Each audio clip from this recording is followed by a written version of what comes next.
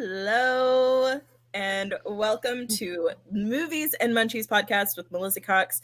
Today I have Briar Harvey and Beth Johnson with me as my beautiful co-hosts today because when I said that we were doing this movie, there was much excitement and many thoughts because we are doing Clueless today here on Movies and Munchies, which is just a part of many of I believe probably my audience when I have one, our collective childhood, teenagerhood, like just the youth. And I'm just, let's get straight into it. Clueless was made in 1995, or came out in 1995, is about Cher, a high school student in Beverly Hills, who must survive the ups and downs of adolescent life. Her external demeanor at first seems superficial, but rather it hides her wit, charm, and intelligence, which help her to deal with relationships, friends, family, school, and the all-important teenage social life. That is the summary, or one of the summaries from IMDb. This movie, I had forgotten so many parts of it.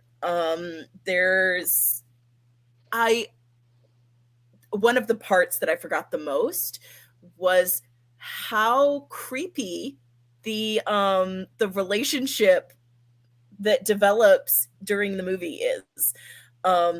Just really creepy. It didn't really sink in when I was a kid, and it's been a few years since I watched it. Yeah, that's okay.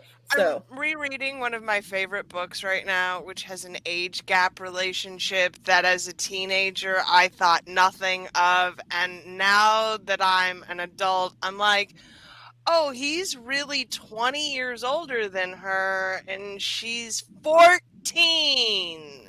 Ew. So much of that, and let me be clear here, 15 when this movie came out. So, I remember distinctly how many girls there were who would not date high school boys, only wanted to date guys in college. And the older I get, the more I have a problem with this. Yeah.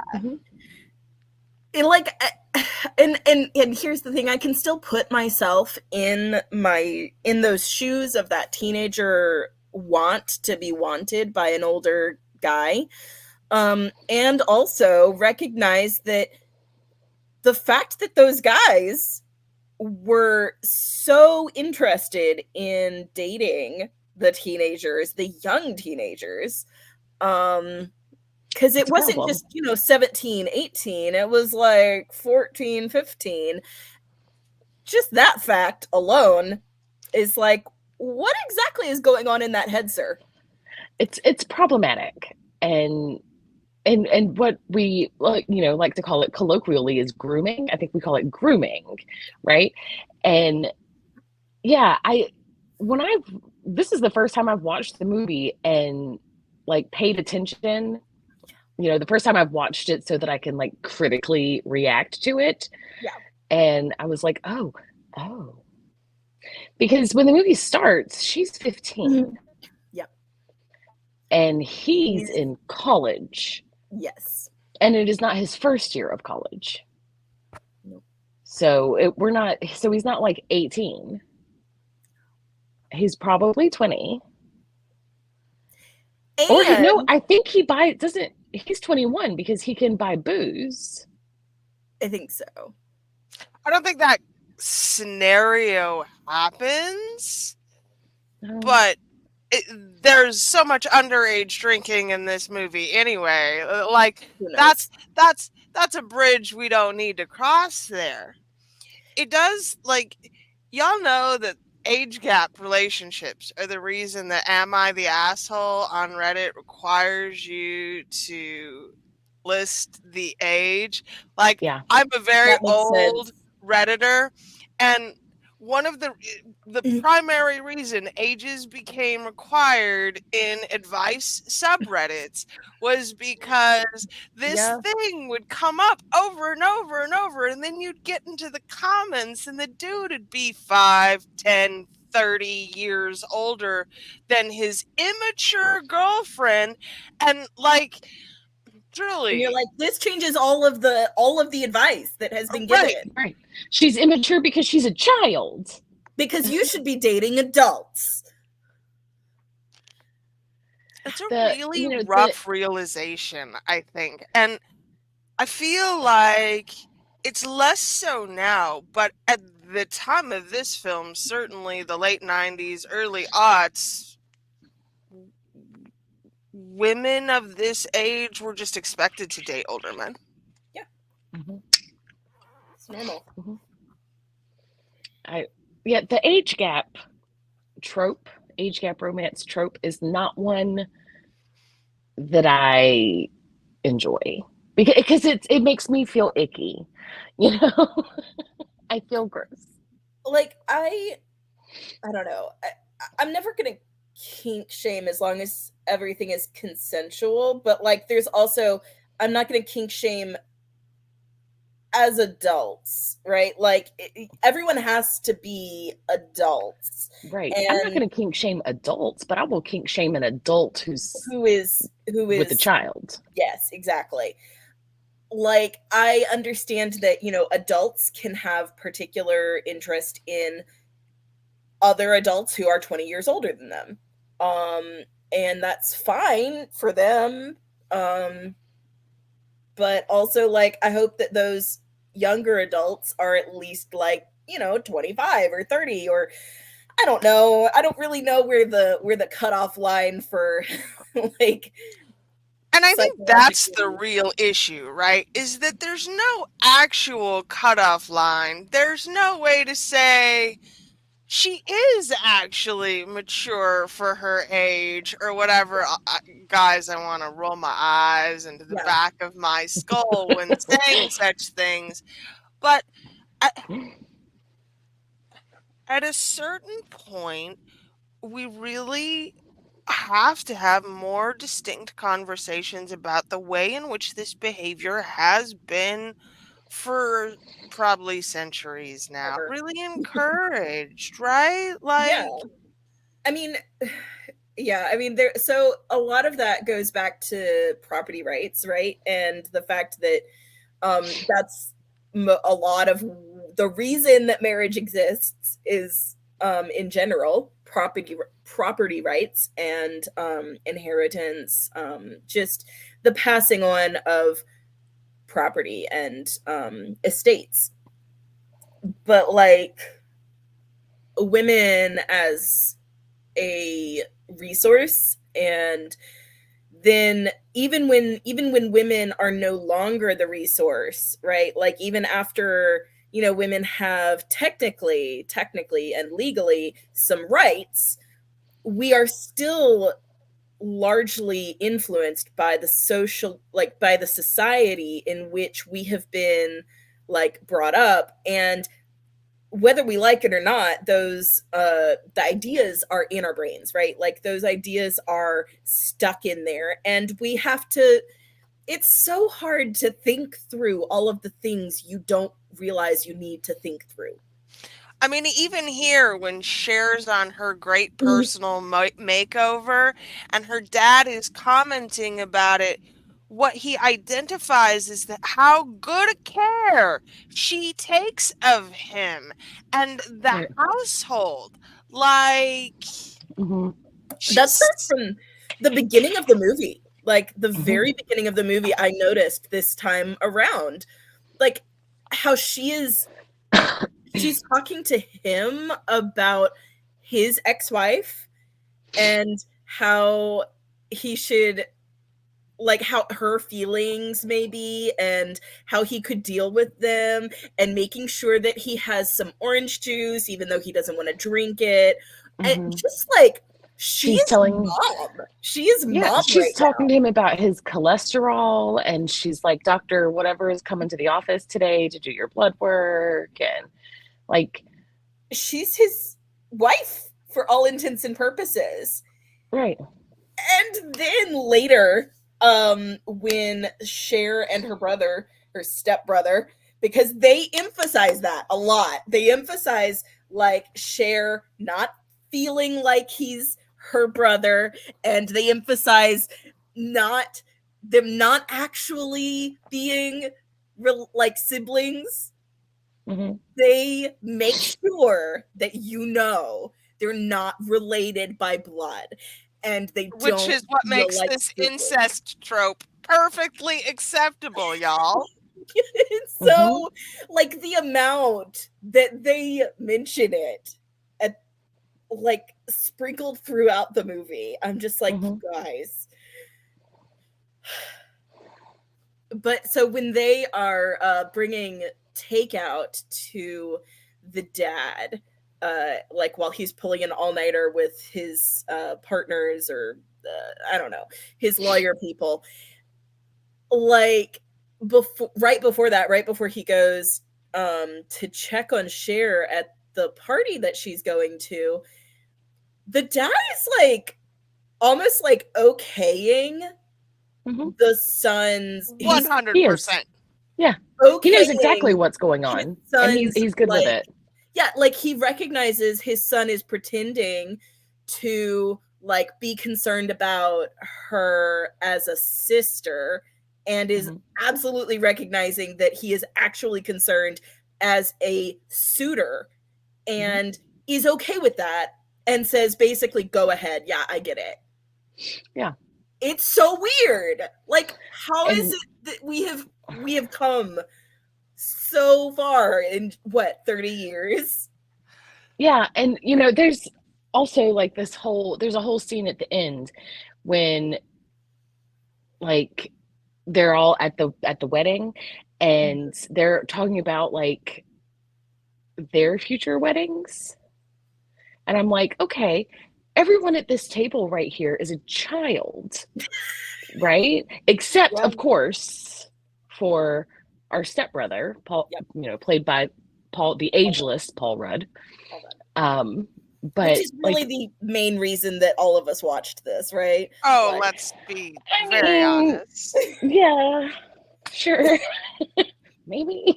But yeah, I mean, Josh is the only person at that table who's not yeah, 16 a years old. child. Yeah.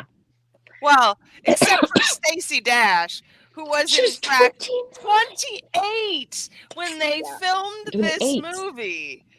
Like, Yeah. Yeah, black does not crack, y'all. It's exactly. Like, amazing. And so amazing.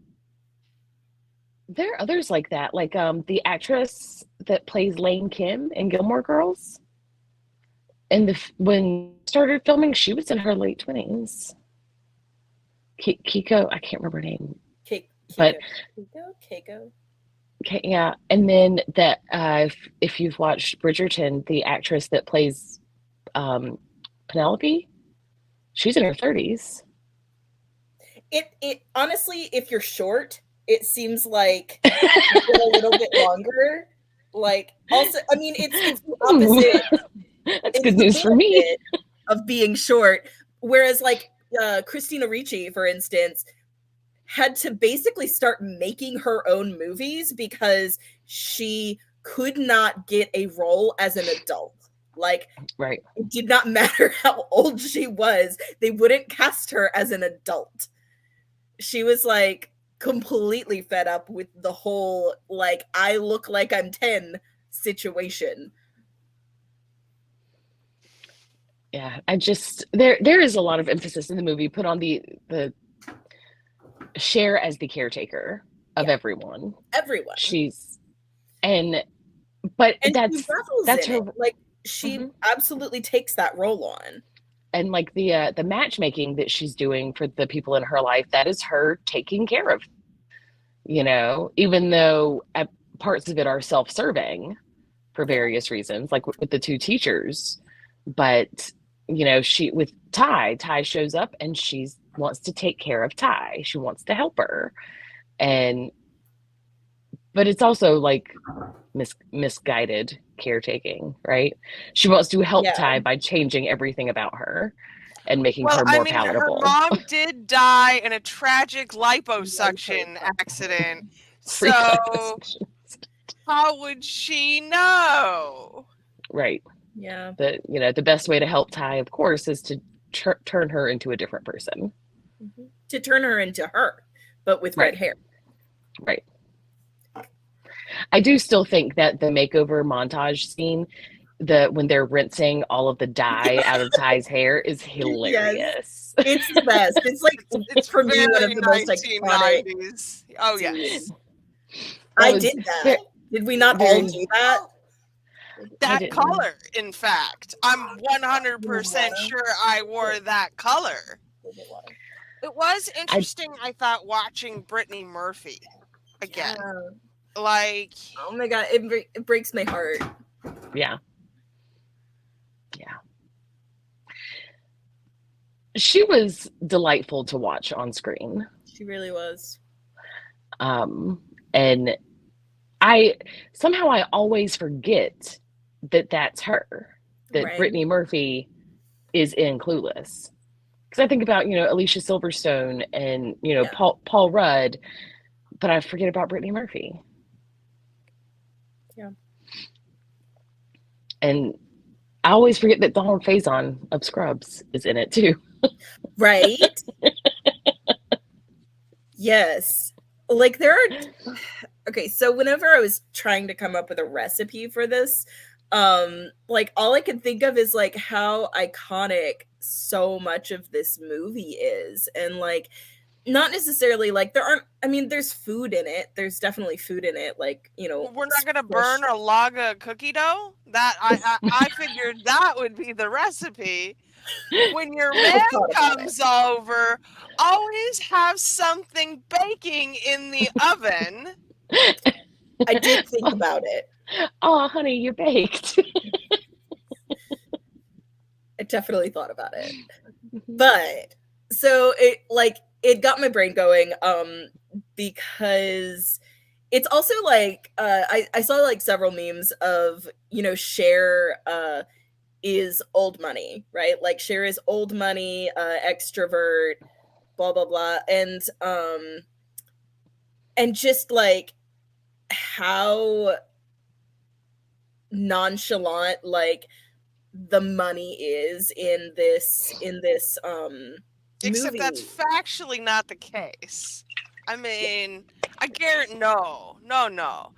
Dad is a litigator. He makes $500 an hour in Beverly Hills, probably working in Hollywood and entertainment, and they spend like new money because old money has money because they don't spend it that way. Yeah. But it did make my brain start going with so like jumping back to culinary school and thinking about fine dining, because I mean that's one of the goals for a lot of people in culinary school is to work in fine dining. Because it's cool. It's definitely like fast paced and intense and challenging. And the money's good. And the money is better. Yeah, good is relative here. In food service, fine dining is where the money is at. It is. Right. It's where the at least livable wages can be. So I was thinking back to like all of the food trends that have just come and gone because like people outside of that world don't necessarily like think about that all that often. The most recent example I can think of that people are probably more aware of is like charcuterie boards and just the ridiculous lengths that they have gone to in recent years, like the butter boards, which are just disgusting looking, I'm gonna be honest. And nasty. I don't want to dip my bread into somebody else's butter. That's the whole reason that they have butter knives for every single person at a table. the gastro foam is what does me in. Like, I cannot with the gastro foam Foam. trends. I Foam! think like molecular gastronomy is a neat, like, sort of kitschy thing, right? It's interesting, like, occasionally. It is not something that I would want to dedicate my life to. Right. I respect the science and I respect the innovation, but it has come and gone. That doesn't mean I want to go to dinner and be served foam. Give me food. Right. Give me actual Real food. food. Right. More than 2 bites at a time. So this brought me back though to, I was like, what were like the trends of the 90s? Because several of my chefs instructors in school did spend at least a little while like bemoaning the things that have come and gone, and you know, like kind of giving you, and even now I can think back to the things they thought were hip and cool then, and now they're just like, that's passe because I'm old. But one of the things I remember them talking about that were just staples on the fine dining menus, at least for desserts, because I was specializing in pastries, was chocolate lava cakes. And these are like actually not super hard to make if you don't care about presentation. Like, so in the 90s, like I think of that iconic chocolate lava cake that's just perfectly like on a plate all by itself, like you cut into it and it oozes out, right? And now you can get those at like Domino's, but they did start in fine dining restaurants. I'm remembering though that absolutely 100% in the 90s was fine dining That was at its it. best. That was the I had That my foie first gras and truffle oil. Oh my god, fuck and truffle truffle oil. oil. Oh my Fucking hate goodness. truffle oil like so much. It is disgusting. I cannot stand it. I had my first chocolate lava cake at a Chili's. Right? Because they're everywhere now. It had a scoop of ice cream on top. That's a good addition. I mean, I think it kind of ruins the effect. Like I would rather have it on the side, Yeah, personally. well, I don't like ice cream, so it serves no perfect purpose for me. I was like, just push that off to the side. Give me the That's hot melty unnecessary. chocolate. Why did you give me this?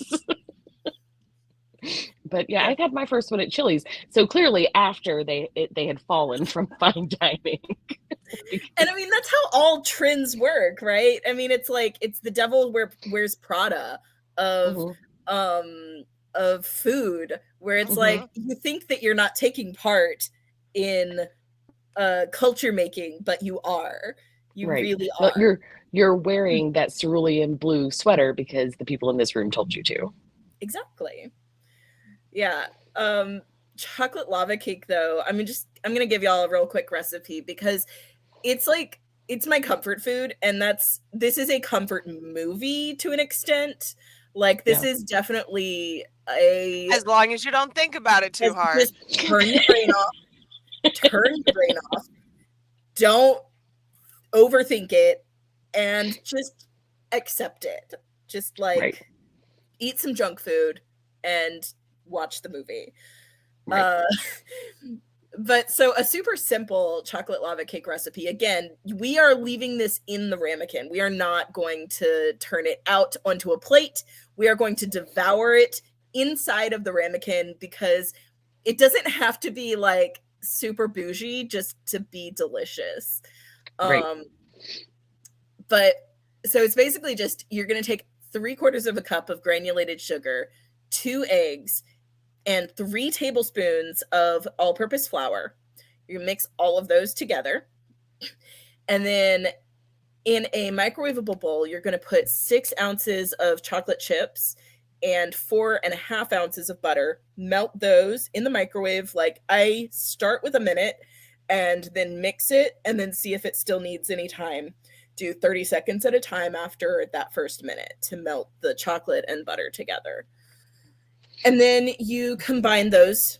You combine the chocolate butter mixture with your egg, flour, sugar mixture, and then into a ramekin.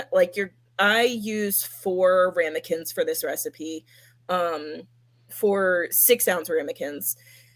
And you just spray the ramekin. You can dust it with some extra flour, to make sure that it doesn't stick to the sides if you really don't want to scoop it out of the edges. I usually don't care that much because this is just delicious and I'm, again, not worried about presentation. And I pour, evenly divide the batter into the 4 ramekins and bake at 395 Fahrenheit for about 20 minutes. You can also freeze these. I always tend to make 2 and then freeze the other 2 for later. And then I always, I wrap them in plastic and date them. But I don't know why I date them, because I inevitably eat them before I would ever have needed to know that they are fresh. So, There's no frost burn on your frozen lava cakes. There is not. Nope. If you do freeze them though, you can just take them straight out of the plastic and put them. I do put my ramekins on top of a pan when I put them in the oven, just in case they happen to splooge everywhere, but probably not won't. In a water bath, just on the pan, no. Dry? Okay.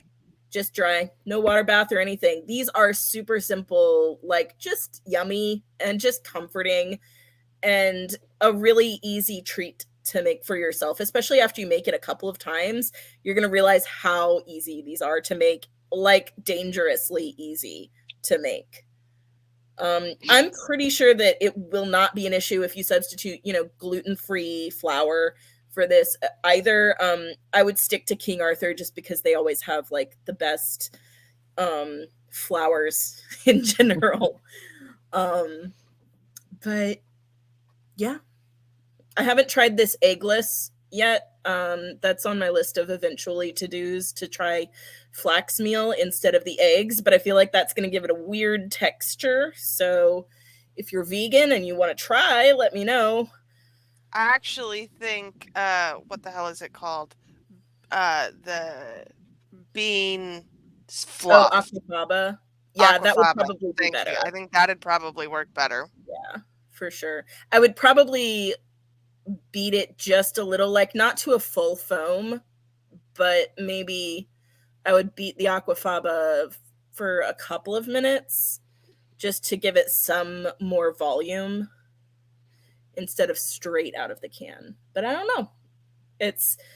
That's where eggs and flour baking, when you are trying to mess around with the chemistry of things, is more trial and error.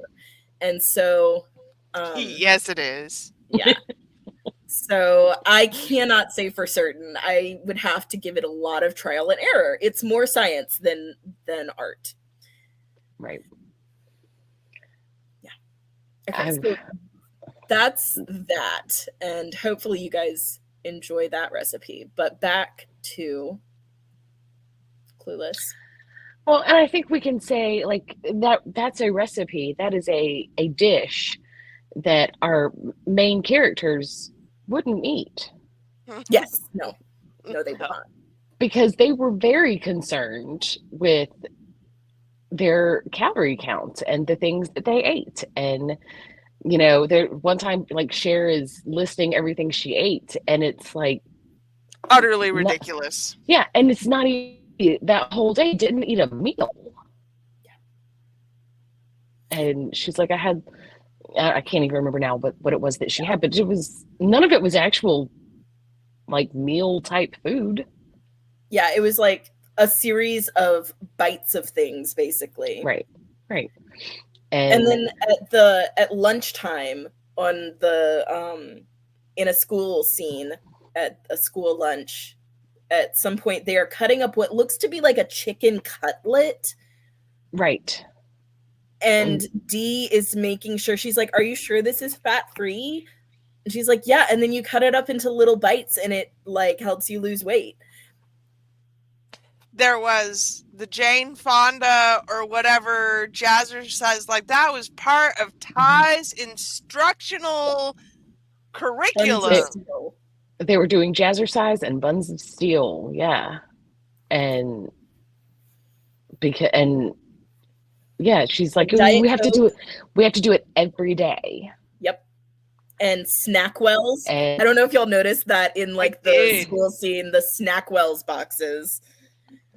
And there, in one of the school lunch scenes, there's a little container of Daisy sour cream, but it's light. And like, why would you take all of the joy out of sour cream? Because you hate life. You hate your life, all right? Because you want the approval of other people more than you want to feel joy. Right. And like, and all of these characters, all of these actors none of them are even in the slight overweight. Nope. I mean, it's the 1990s. There was not a fat person on the set. It would have been contagious. And I mean, I do also remember in the 90s, you had to have that slim waist because those were the low-rise jeans. Yeah. And low-rise doesn't work if you've got any extra weight on your belly. Yeah. And like belly button piercings were really popular. You had to. I think often about how much I hated my body as a teenager and how good it actually looked. Right? I sometimes wish that I was fat now, like I thought that I was fat when I was 16, right? I wish I was that same kind of fat. And not that I love my body way more now than I ever have in my entire life. But there are definitely times when I'm like, that 16-year-old was an idiot. Yeah, I mean, it's that youth is wasted on the youth. Like, because it is. Because, like, you have this, like, really, generally, like, most of us have had a body at some point that was capable of things and had a more, like, societally acceptable appearance. And yet we did not have the wisdom or the experience to know that literally nobody else cared as much as we cared. Mm-hmm. And look, all those scenes where they're, barely eating anything and they're talking about how very little they eat, those hit hard for me. I was anorexic in high school. I ate nothing. And I was like, this is real. I used to sit and count, like, okay, I had 4 almonds and 1 wheat thin and 2 grapes. And that's what I had today. And that might have been too much. I should probably have only had like 1 grape. And I'm not saying that Clueless is one to blame, because it's not Clueless's fault, but it's culture's fault. Like a culture, especially, and I mean, I'm sure it's still true, but especially in the 90s, there were no people who were not incredibly skinny and attractive being portrayed anywhere in media. I mean, and y'all remember Kate Moss, right? Yeah. Like that was our supermodel of the era. And I think about one of the most popular shows of the time, Ally McBeal. Oh man, Calista Lockhart was teeny tiny. Just like disappearingly. Yeah. Because that's just what it was. Mm-hmm. It's in the 90s, the smaller the better. Yep. It was kind of so like that brings up a point. It was kind of a throwback to 50s, 60s, like Twiggy, when Twiggy became the it girl, and that started, right? Like that, I mean, all like culture goes through those ups and downs, which is part of why I wanted to do this movie now, because the 90s are back. They are right here. They are in Target. If you have not been down to Target recently, they are right there. They've got the Rocket Dog shoes and the low-rise pants. And I can't, right? I've been 2 babies. I can't low-rise nothing. Nothing.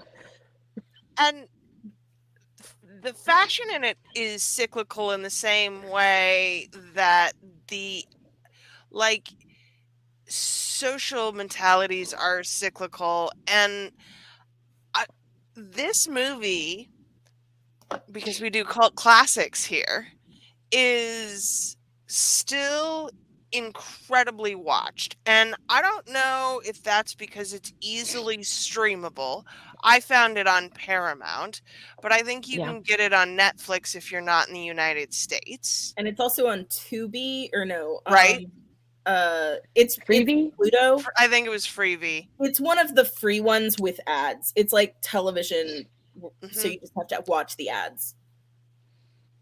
And its ubiquity brings, like, I have to wonder how a 15-year-old girl watches this movie now, right? Like, what's going through her head as she's watching these cultural and fashion and sexual norms that were, I guess, perfectly. I mean, this movie was PG. It didn't seem out of the norm. Honestly, I don't remember it feeling like weird. PG-13, maybe. It was not like I saw it in the theater, and my fairly conservative parents thought nothing of it. And Paramount didn't promote it because, like always, we tend to sleep on any cultural phenomenon that is for women, right?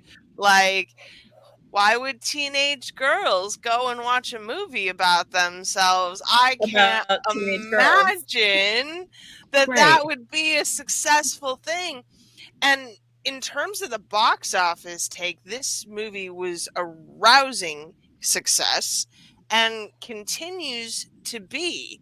So the question is, I guess, like, not why are we okay with it, but why are we okay with it? Like, why do we keep watching it? Why do we keep watching it? It has so much nostalgia. It's a perfect encapsulation of that time. Like, and maybe we watching it because of the soundtrack, because in the party scene, that is the Mighty Mighty Boss Tones. That is not a cover band. That is the Mighty Mighty Boss Tones. And so one of my favorite parts that I had forgotten is the 1950s guy, like the throwback Christian, who was very gay, and we kind of in weird 90s acceptance way, we kind of just skated around the fact that he was gay. Very he went clearly gay. I mean, and so clearly gay. And Cher is just so precious. But went from love interest to best gay in 5 seconds flat, and it was just fine. It's fine. Like, when Murray is telling Dion and Cher, right, that he's gay, he never, like, he uses every euphemism for gay that existed in the 90s. Yeah. And then Dion says the boy can dress, and he does like to shop, as if gay men across the board dress well and enjoy shopping. Yep. That was all those poor forgotten bears. According to the stereotypes of the 1990s, yes, that was what gay men did. He's like, And I mean, Murray uses every euphemism. He said he's a friend of Dorothy. He I said that to a young gay like not that long ago, and they were like, "What?" Oh, I was like, that's sad. Are please. we're over the rainbow. Like Well, a friend of Dorothy over the rainbow. We're and gay and because and with like rainbows. And Judy Garland was like their mascot.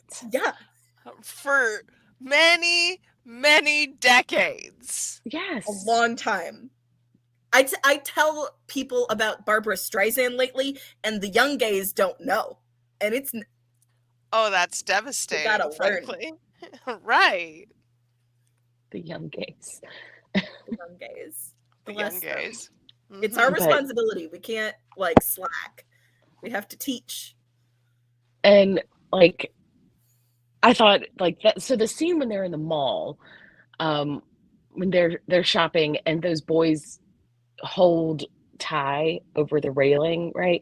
Christian goes over and he saves her life. And it never has struck me before, but it kind of struck me this time. So Cher had the audacity to be upset that Ty was in a very dangerous situation and Christian saved her and then wanted to make sure she was cared for after that, and that like people wanted to hear the story, and Cher like has the audacity to be like, I'm being left out.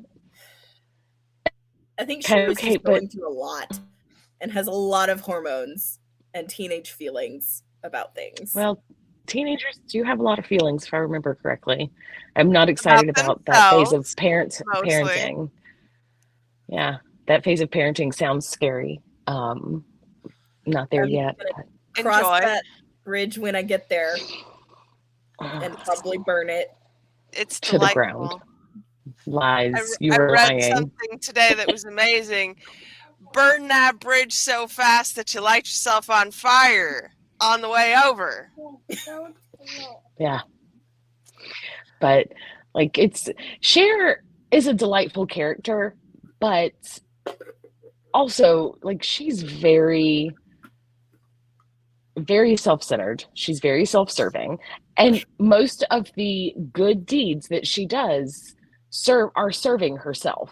She is Because not doing things that are selfless. let's remember that she's 15.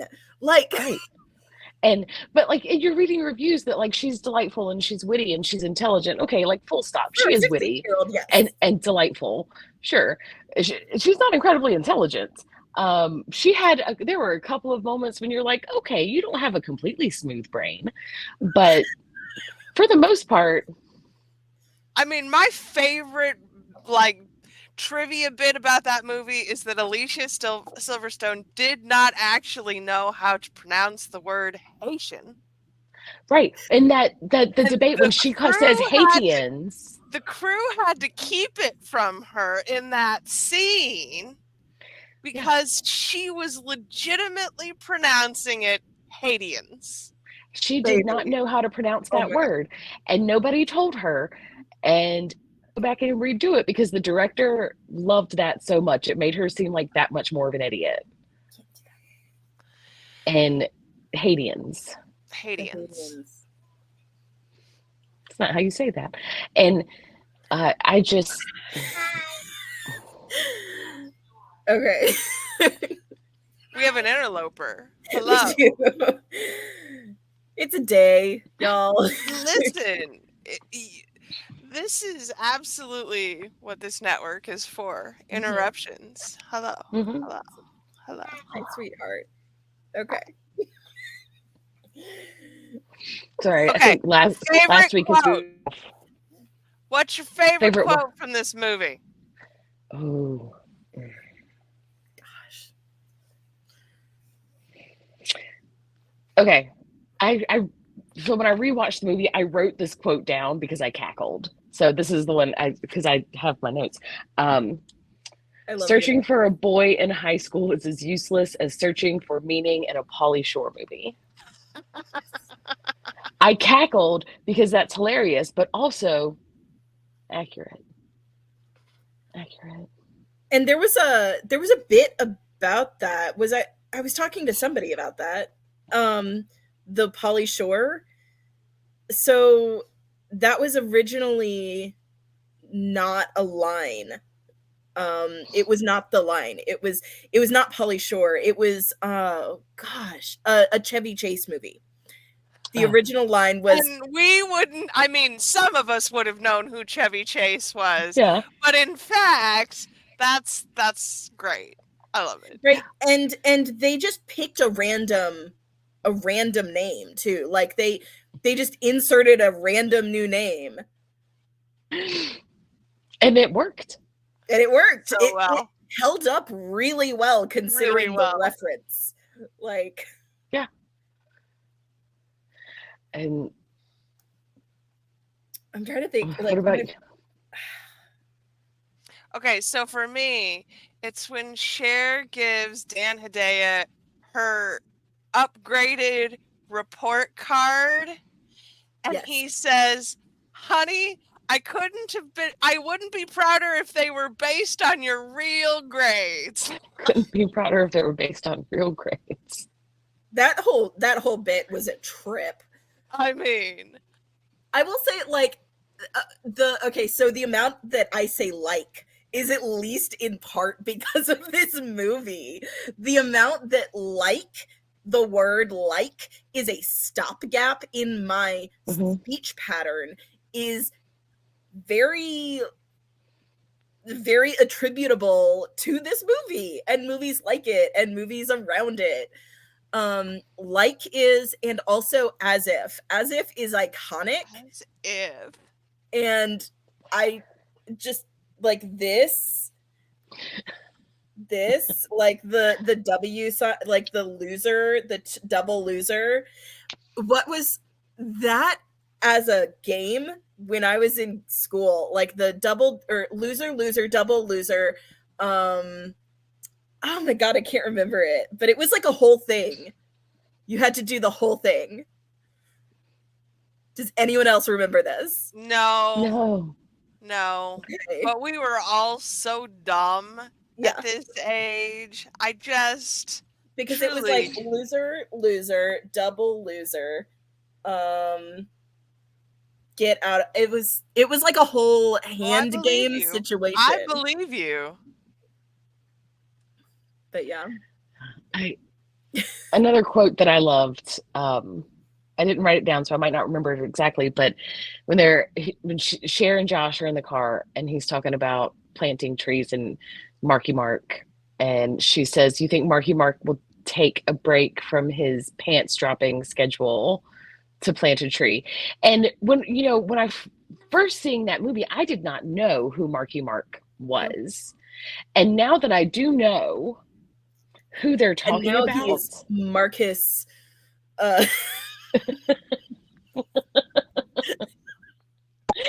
much better now that I know who that is. Mark Wahlberg, the serious actor. The serious actor who definitely didn't do terrible things in the 90s. Yep. Just like many actors didn't do terrible things in the 90s. This is why we don't talk about actors here. They're all terrible. Don't meet your heroes. Like, exactly. That's what There's no have reason for to. you. This has been a fantastic conversation. And also just a really good trip down memory lane. And now I remember how old I am.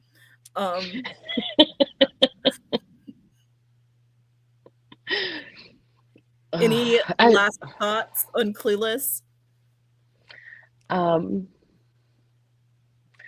Recording only took 40 days. And that iconic yellow plaid outfit that she wore at the beginning was like every girl in my school was trying to recreate it. That yellow plaid outfit. Absolutely. I did appreciate the tech, right? I'm always so struck by, because I tell people this and I don't think they believe me, but the height of technology when we were that age was pagers. Right. Like, these girls had cell phones because they were very wealthy. Nobody else did. Not in 95. Not in 1995. I think in 95, my mom had one of those car phones in a bag for I remember. emergencies only. Yeah. And if you made a call, it cost like 20 cents per minute. Oh, yeah. I think we eventually had one in our trunk. Like it was in the trunk because Yeah. it had to have that much room. Yeah. It was in a bag. It was for emergencies only. Only. I don't think it ever actually got used one time because it was too expensive to make a call on it. It was for the anxiety ridden with a little bit of extra money, you know? Right. It was the people with a lot of anxiety and some extra money that they could justify their anxiety with. But there weren't computers. There weren't. I mean, the most advanced computer was the one Cher used to pick out her wardrobe. Right. That was like mind blowing. They were still taking Polaroids. She still had to call Josh on a payphone after she got mugged. Mm-hmm. Still had payphones. They still had payphones, right? They existed. Okay. This has been fantastic. And I feel like I could talk about this for hours, but I do need to wrap this up for today. Thank you guys for being here. And yeah. This was fun. We will see you next time on Movies and Munchies. Bye. Bye.